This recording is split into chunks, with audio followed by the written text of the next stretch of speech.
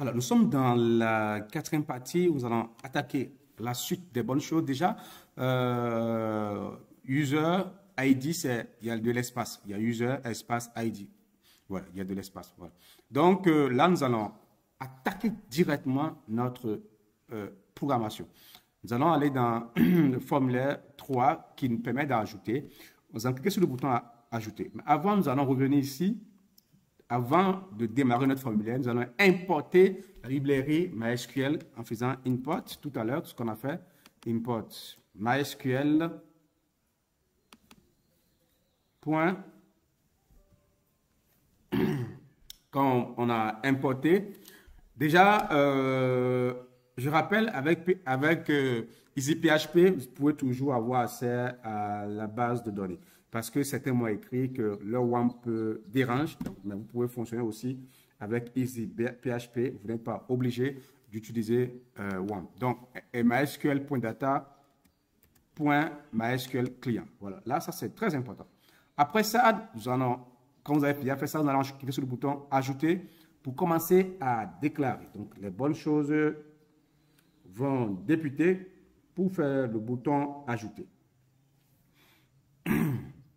Donc, dans le premier temps, nous allons essayer d'ouvrir notre base de données.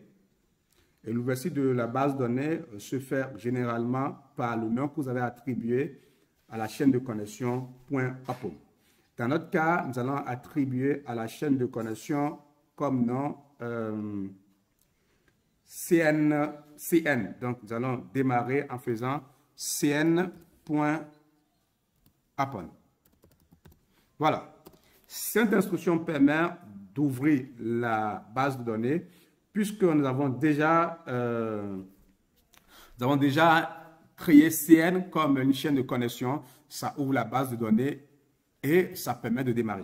Donc, nous allons faire appel à une des commandes qu'on a créées tout à l'heure qui est cmd.connection.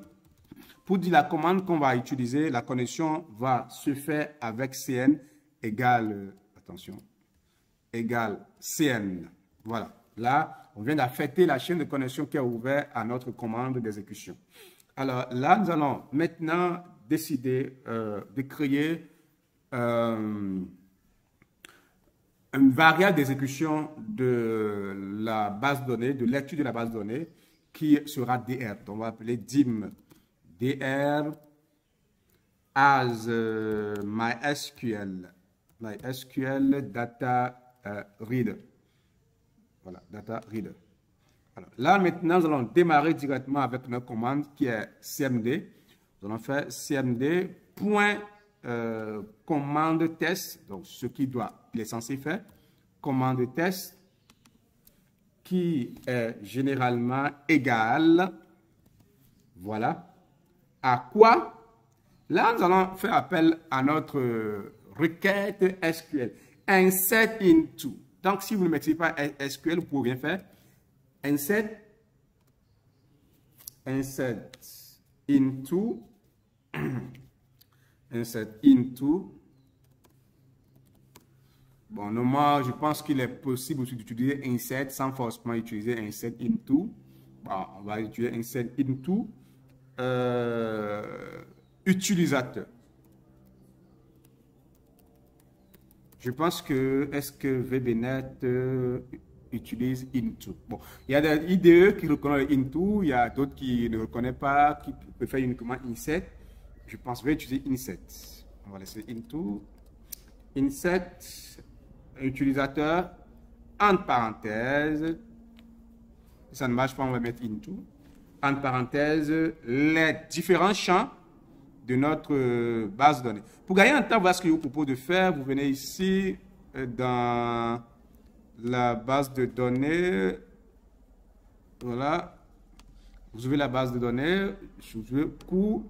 Je viens sur utilisateur, je fais insert, je fais SQL. Là, ça me permet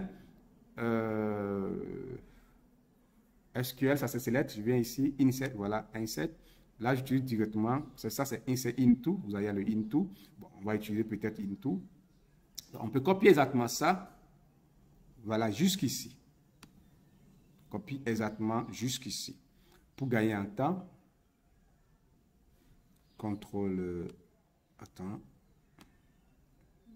CTRL C pour faire copier. Il est où, c'est ça? Donc, on vient ici.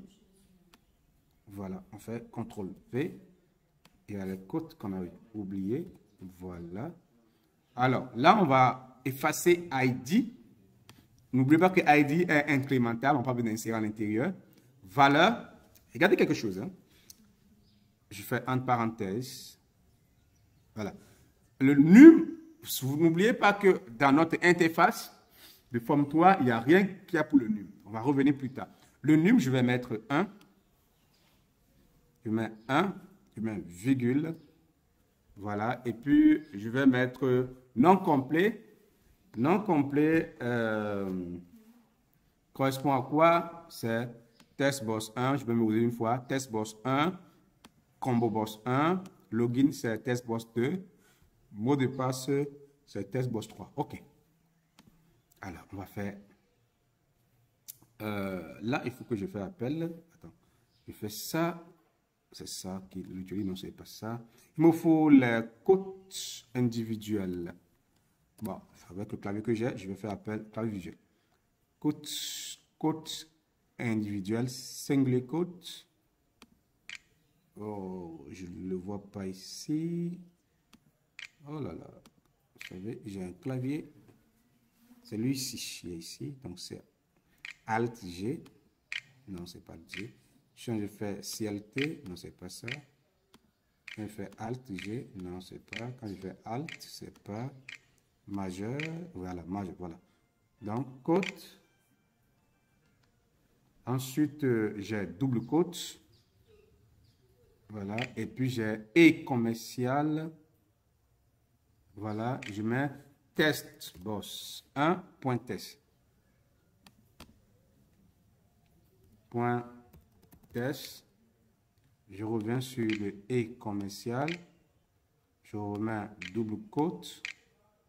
Je remets côte singulier. Je fais virgule. Là, cela me permet d'insérer à la place de non complet. Me permet d'insérer à la place de non complet la valeur de test boss 1. Oui, c'est ça. Maintenant, je vais attaquer. Il faut faire l'espace entre les et commercial et les test boss. C'est important. Voilà. Attention. On va attaquer ce qui suit. Ce qui suit, je peux faire copie. Là, pour gagner un temps, pour ne plus à écrire les et commercial. Copier. Coller. C'est combo boss 1.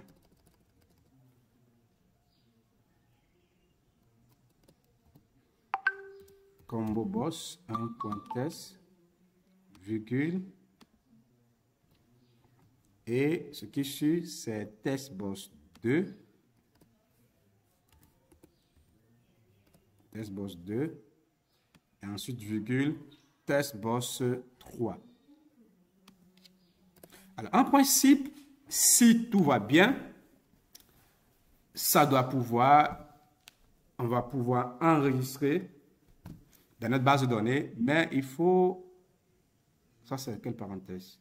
Cette parenthèse est dédiée à celui-ci, c'est dédié à lui. Attends, je vois bien si on a respecté les parenthèses. Oui, oui, c'est bon.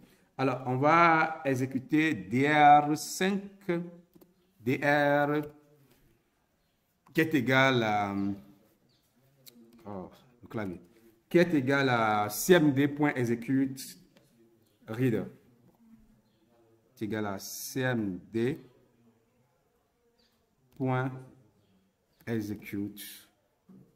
reader. Voilà. Maintenant, ce que nous avons fait, c'est de tester pour voir ce qui va se passer. Login. Tac, tac, tac. Tac. Tac, tac. Tac. toc, ajouter. Bon, il y a un problème. OK, voilà, il y a un problème ici. SHA-7 UTC-8 MBK is not supported. Alors là, on va corriger ça tout de suite. Je trouve une solution à ça. C'est lié à notre référence SQL que nous avons utilisée. C'est obsolète. Je cherche une référence que je reviens.